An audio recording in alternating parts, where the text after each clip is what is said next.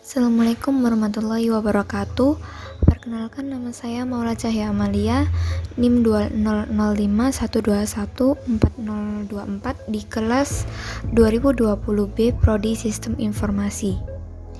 Jadi di sini saya akan membahas lebih jauh mengenai macam penjadwalan, yaitu yang multi-level feedback queue atau biasa disingkat dengan MFQ. Baiklah, langsung saja. Sebelum membahas lebih dalam mengenai multi-level feedback queue, kita harus ketahui dulu apa itu penjadwalan.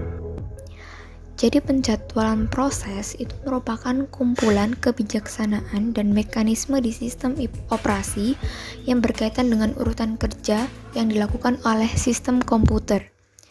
Jadi tujuan dari penjadwalan ini yaitu adalah untuk menjaga CPU agar tetap sibuk sepanjang waktu dan memberikan waktu respon minimum untuk semua program. Untuk mencapai ini, penjadwal harus menerapkan aturan yang sesuai untuk proses pertukaran in dan out CPU. Jadi penjadwalan itu kan ada dua kategori umum. Jadi yang pertama adalah penjadwalan non-preemptif dan yang kedua adalah penjadwalan preemptif. Nah, macam penjadwalan itu sendiri itu ada sekitar 7 macam penjadwalan. Yang pertama yaitu ada FCFS atau FIFO, yang kedua SCF, yang ketiga HRN, yang keempat MFQ, yang kelima RR atau round robin, yang keenam SRF, yang ketujuh adalah PS. Nah, langsung saja ke materinya, yaitu multi-level feedback queue. Jadi apa sih itu multi-level feedback queue?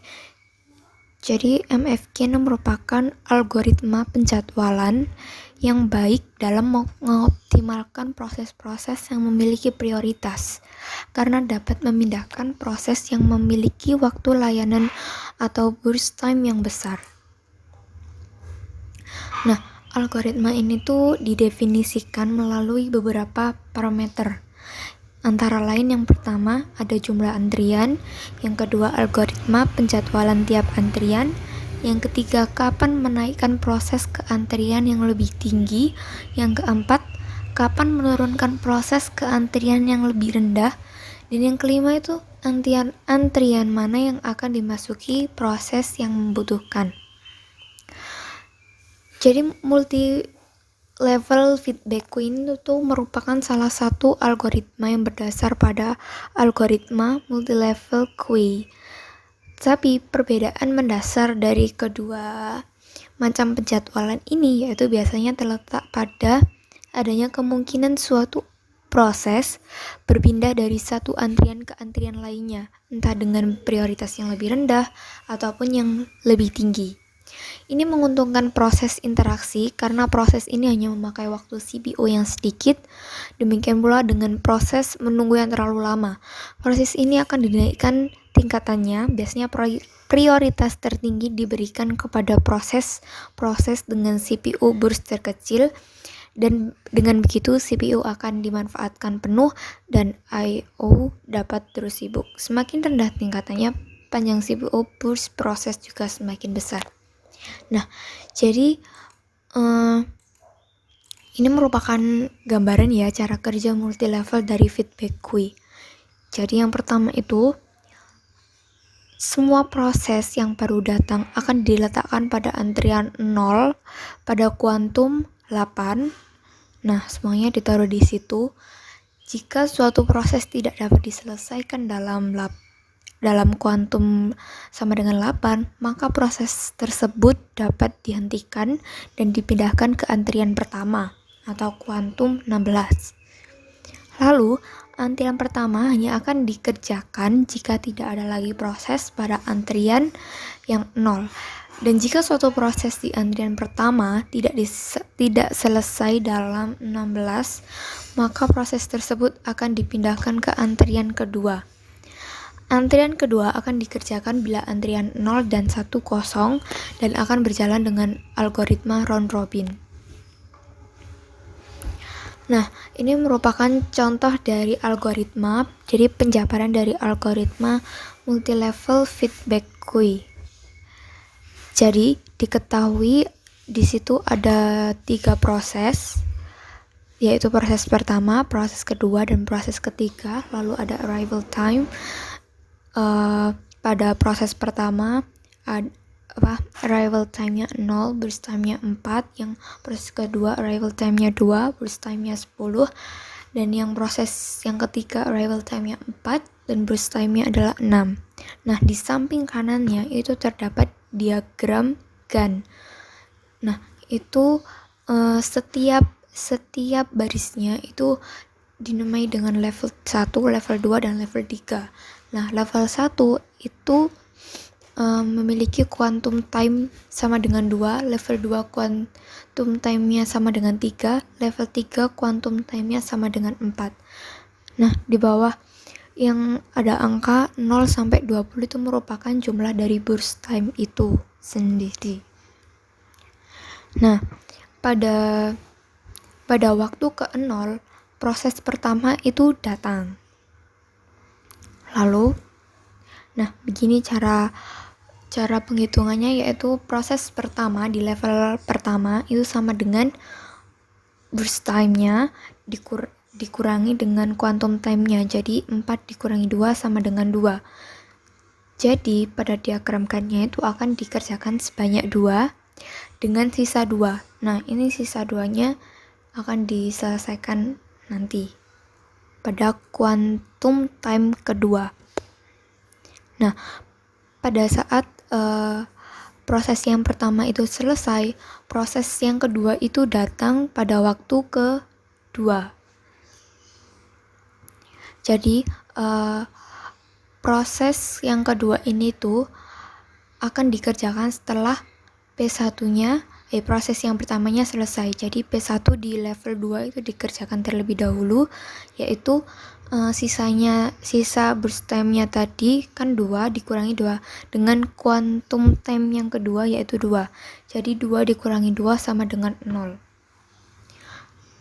Lalu setelah proses satunya selesai, proses ketiganya itu datang pada waktu keempat. Tetapi proses ketiganya ini tuh tidak bisa dikerjakan terlebih dahulu sebelum proses yang keduanya dikerjakan. Jadi kan proses satunya sudah selesai, sekarang kita mengerjakan yang proses kedua.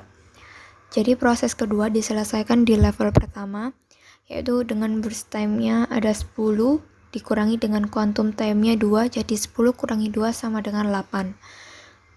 Pada level 1 dikerjakan sebanyak 2 dengan sisa 8 yang akan dikerjakan pada quantum time 2 setelah proses ketiga.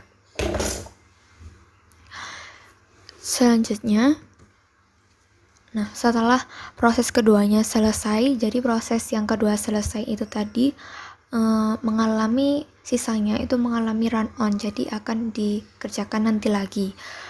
Lalu selanjutnya setelah P2 di level 1 itu selesai, selanjutnya yaitu proses yang ketiga di level 1, yaitu dengan burst time-nya adalah 6 dikurangi dengan quantum time 1 yaitu 2, jadi 6 dikurangi 2 sama dengan 4.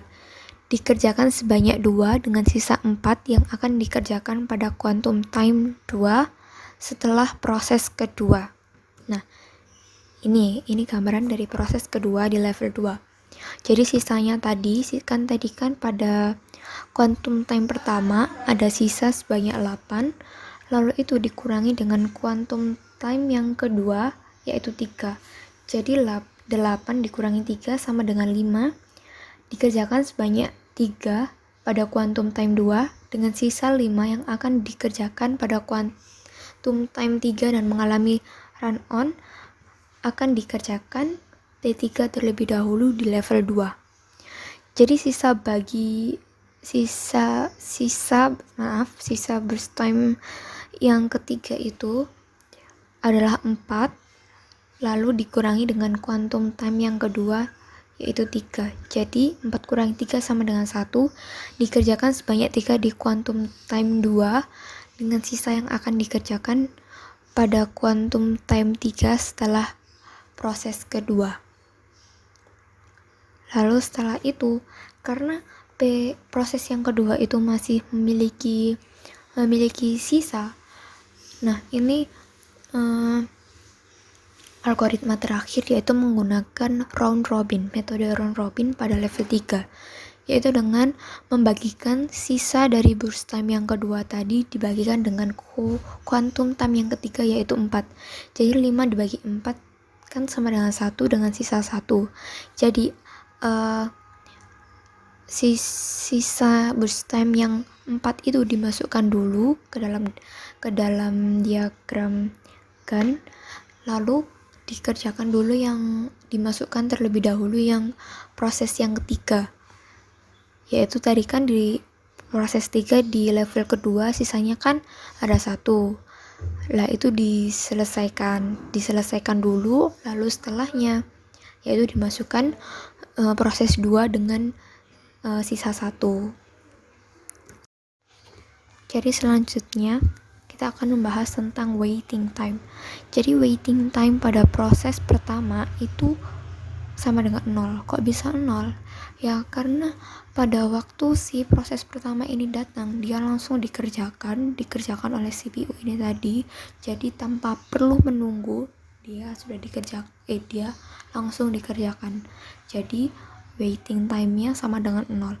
Selanjutnya yaitu waiting time dari proses kedua. Jadi ini tuh dengan menambahkan semua proses sampai dengan proses kedua terakhir dikurangi dengan arrival time proses kedua.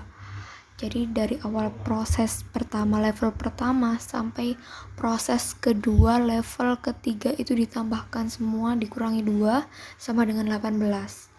Lalu selanjutnya yaitu waiting time proses ketiga. Jadi waiting time proses ketiga. Jadi proses ketiga itu kan sampai selesai itu pada waktu ke-19. Lalu dikurangi dengan arrival time-nya si proses 3 ini kan sama dengan 4. Jadi 19 dikurangi 4 sama dengan 15. Nah, lalu rata-rata dari waiting time ini berapa? Jadi ini perhitungannya dari pertambahan waiting time pertama, kedua, dan ketiga itu ditambah lalu dibagi dengan 3. Jadi kan prosesnya itu ada 3 ya, jadi dibagi 3. Jadi tambahannya tadi 3 dibagi dengan 3 sama dengan 11. Selanjutnya yaitu turnaround time. Nah, cara penghitungan turnaround time pada proses ini yaitu dengan menambahkan burst time-nya dengan waiting time-nya. Jadi burst time-nya ditambah dengan waiting time seperti pada proses pertama hingga ketiga itu ditambahkan semua hingga turnaround time proses pertama itu 4, turnaround time proses kedua itu 28, yang ketiga adalah 21. Nah, cara menghitung rata-rata turnaround time ini yaitu dengan menjumlahkan turnaround time-nya lalu dibagi dengan prosesnya. Kan prosesnya ada 3, yaitu jadi ditambahkan dahulu hasilnya 53 dibagi dengan 3 sama dengan 17,6. Nah, selanjutnya merupakan implementasi dari multi-level feedback queue ini sendiri. Jadi multi-level feedback queue ini tuh dapat mengubah tingkat prioritas antrian yang ada pada sistem. Jadi ini juga jadi ada keuntungannya juga dari layanan dan secara bersamaan itu mengurangi atau menghilangkan antrian. Untuk model multi-level feedback queue dapat dilihat pada diagram di sebelah kanannya, yaitu dimulai dari pada saat